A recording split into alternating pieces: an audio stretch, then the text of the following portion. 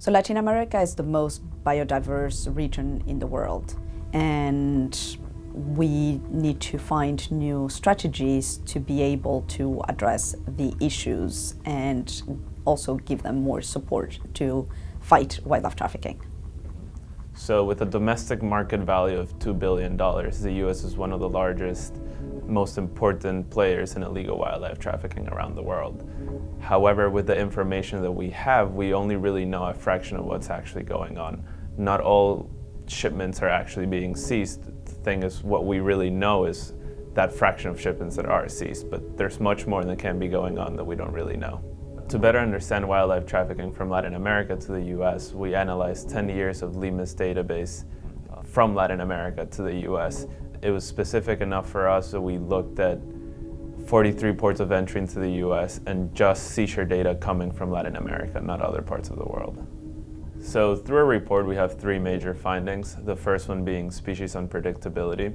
We look at the trends over time for individual species, and we realize that there's not a specific target for one individual species over the 10 years. So it's very difficult for port authorities to know what the species are going to be coming in every year. Second of all, we found out that there's two main ports of entry that are targeted by illegal wildlife traffickers more than the rest. This is El Paso in Texas and Miami in Florida.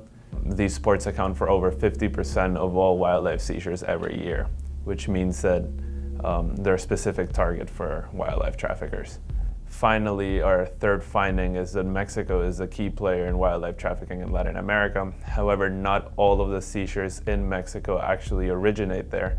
24% of all wildlife seizures seized from Mexico originate in other countries. This includes condor feathers from Peru stopping in Mexico before being seized in the US, ivory from Africa stopping in Mexico and then being seized in the US. So Mexico has become a hub for international wildlife trafficking.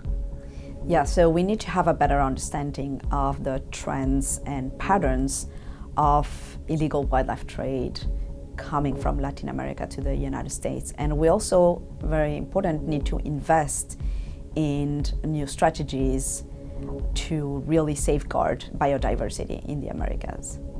The U.S. needs to be held responsible for its part in this problem. All things accounted for, we are the ones who are demanding those products that are coming from Latin America. So as long as the demand is there, we are the ones who have the say in this issue. So in order to solve this problem, we need to educate people about the effects of illegal wildlife trafficking in biodiversity in Latin America.